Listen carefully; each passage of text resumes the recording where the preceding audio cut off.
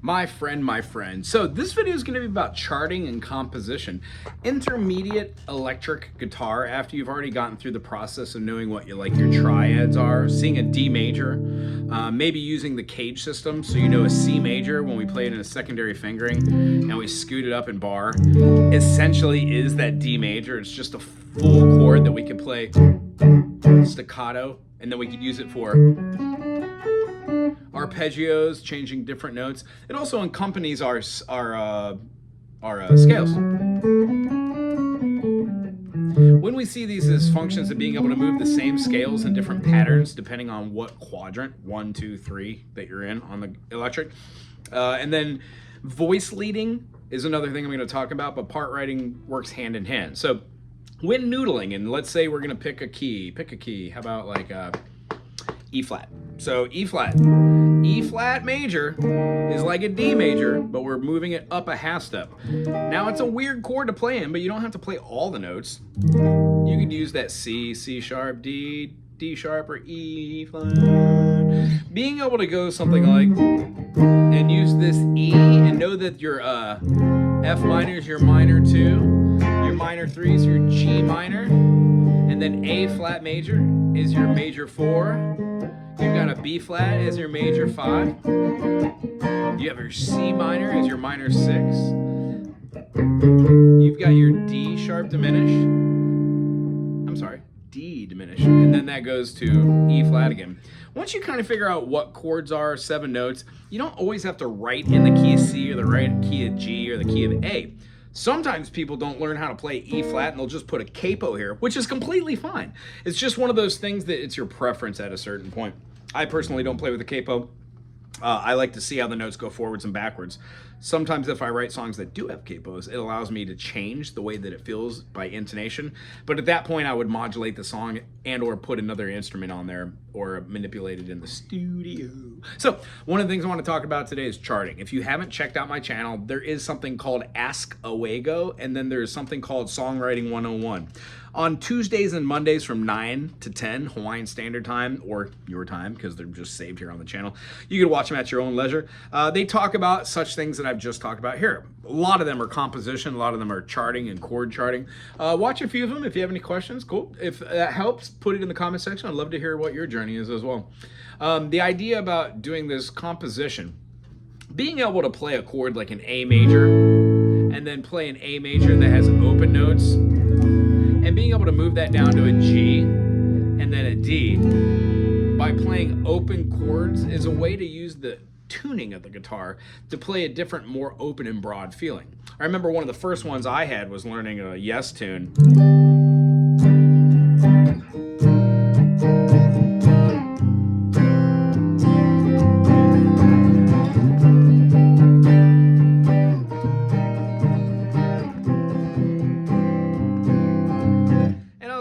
That kind of looks like a C, but it has a low note. Didn't know that you could play the 5th of the chord in the bass, and then playing up high on the D adds our add 9. This adds a 9. We also have in the key of C another G. So we're just adding more notes over the top of it. C, D, E, F, G. It's just a 5th chord. When we go all the way up there, we're not going to call it a 12th. So one of the concepts we have is you can play these chords that you learn from one song anywhere and maybe start composing a song from a chord that you learned. One of the songs I played that I wrote when I was, 15, 16, was like...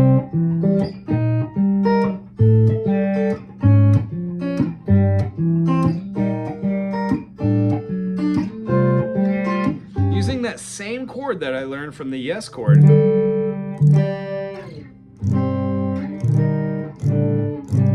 XL going down, minor 3rd, down a half step, up a minor 3rd. I'm thinking about distances. So yeah, a lot of the things that we learned in the beginning, they turn into other chords. So if you can play Blackbird, then you can take somewhat similar chords in another key.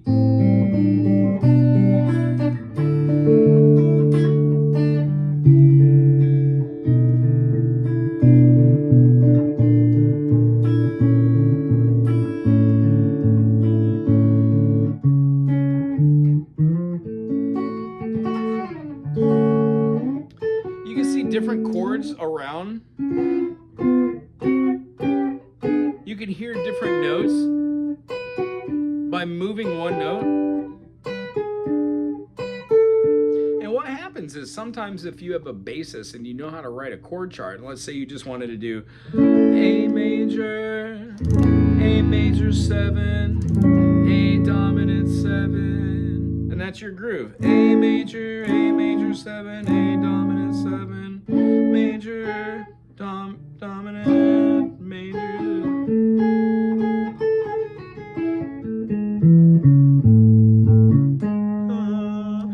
It would allow you to hear 1, 2, 3, 4, 5, 6, 7, 1. Ionian is perfect, a major chord, but the bread and butter of every scale, the minor thirds to the, I'm sorry, not minor third, major third to the perfect fourth, and then resolution from the lending or leading tone to the prime.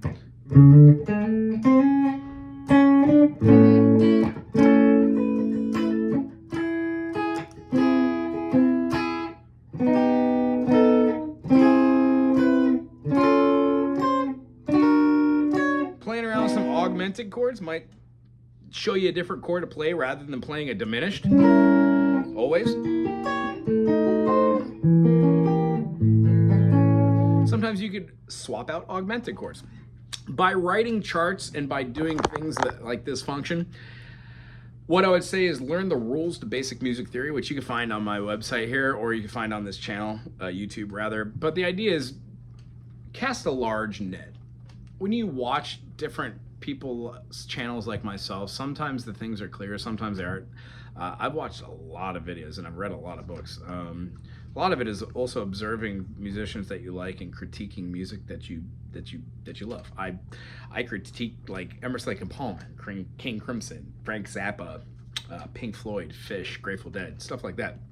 And what it turned into was I wanted to know what this was like.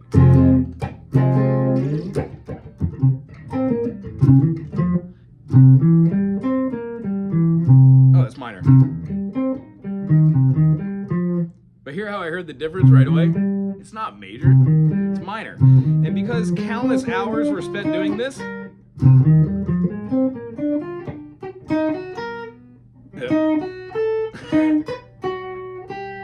my brain is rotted today. Apparently not enough hours. Since there's just many hours doing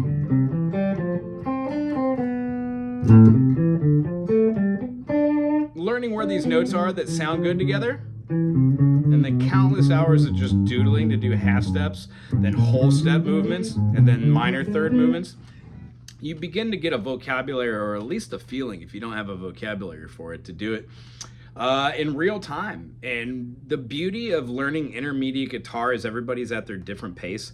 I've got a couple students that are doing modes. I've got a couple students that don't do modes at all, but play major and minor, blues, and it's perfect. So everybody's on their same, different level. What I aspire to be might be different than what somebody else aspires to be. And frankly, I just wanted to know the names behind the things that we did, so it made more sense for writing. After writing a couple thousand songs, each one being different, each one being kind of same, but then different depending on key changes, rhythm patterns, and stuff like that. It really does bring together the whole concept of when you chord write and you write compositions. It might be a complete song right when you write it, or it might just be a noodle that you'll take into another project, another song idea. So what I can say to encourage you, because I know I've blabbered for quite a while here, the end result is my process. I'm just going to take a random key. That key is G, G major, A minor, B minor, C major, D major, E minor, F sharp diminish, or F sharp diminish is also like playing a C diminish. Long story short, all the diminishes look and sound pretty much the same. They're a chord pattern devised with stacking these thirds. So, in the key of G, I'm going to play a 6.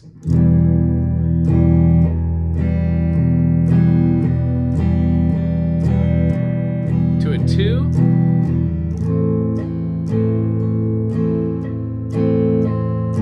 To a 4 chord.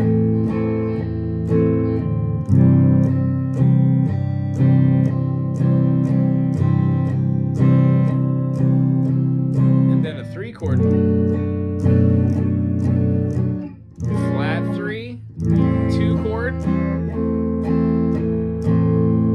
then you're gonna play a 5 chord. And then a 5 dominant, then back to the 1. I randomly picked a key. I picked out a couple chords from there. The 1 chord, which is the G, I have the resolution going back to that G after the 5 dominant, meaning it feels great to have the 5 dominant go back to the prime, the 1. So 6 is the same as G, as all the same notes. I could use my pentatonic.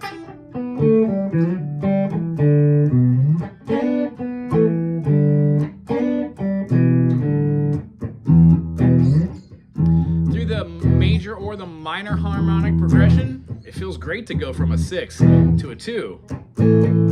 You could have gone to the 4 chord, but I'm choosing to do the 4 chord right here. A lot of songs would have gone down to like the B7, but that feels too the same.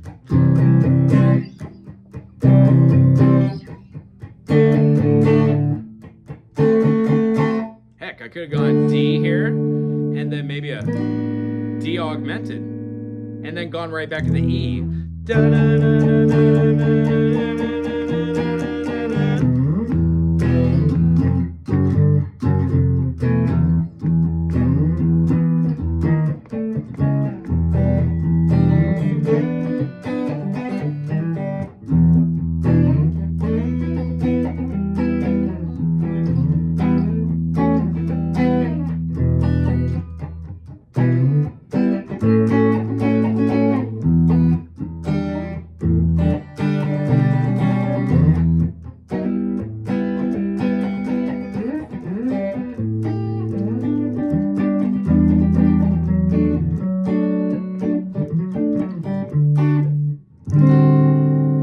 So what I was just doing there was noodling. I knew the key changes, so I played over the top of them in full chord, seeing if any of the notes that I choose would lead to having a melody. Didn't really hear anything, but I felt some cool rhythms.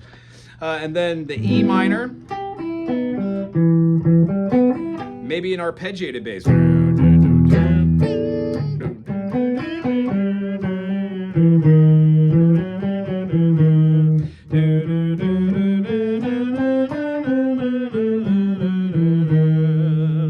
That doesn't feel like a minor to me. That feels like maybe like a melodic minor. So let's check it. 1, 2, flat 3, 4, 5, natural 6, natural 7, 1. Yeah, buddy, melodic. And now downwards, natural.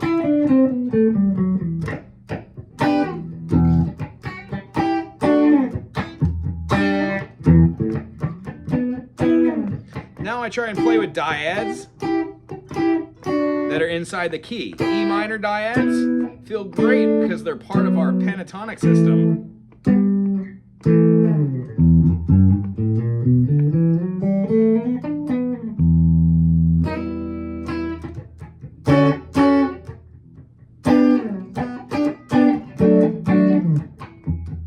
So what I've just been doing is playing around in the key of G. No melody line popped up, but if I were to replace one and have like a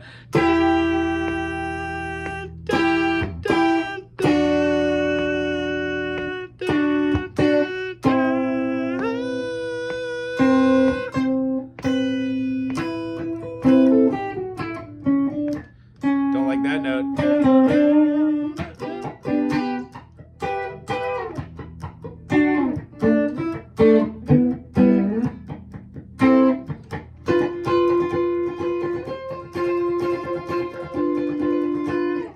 Throwing in diminished, augmented, stuff like that allows to play different runs, like a and get right back to that by using the natural 7th triad, the diminished. It doesn't have to Piccadilly third and go back to a major, but it definitely can. And here's where it comes down to. Having a couple vocabulary words in your tool bag, being able to go through these vocabulary words in real time, look at music that you're watching, have pattern recognition, get concepts that are based off of chords, hearing pianos, hearing violins and trumpets and symphonies and stuff like that in your own head. And then having the wherewithal to know that there are names for these things, try to figure them out, or find somebody to have a music partner to write with. and then put them down on paper. Get it out of your head. See what it sounds like when you can see it visually, and then play it, record it, maybe come back to it in a week or two or in a month or two. I've been coming back in a year or so and looking at stuff. I don't even remember writing most of it, and it's actually kind of fun critiquing your own stuff, going, why did I do that? Why did I put that A major there when A major is not in the key of G? If I was doing that...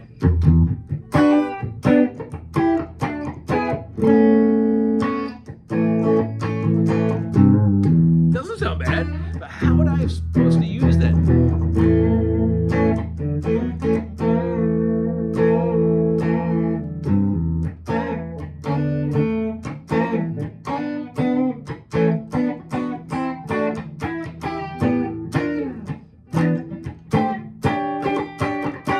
Now I'm getting Princey on it. Anyway, this video is really long. What I want to encourage you to do, noodle, play, write charts, ask questions, get music partners. And if you have any questions for me about why chart writing and putting it down on paper is actually an important thing, it just helps get it out of your brain if you're writing a lot of music. That's the basic thing. Plus, you can always refer back to this, and they're great teaching resources. If you have an opportunity, check out my channel for the Wago backing charts.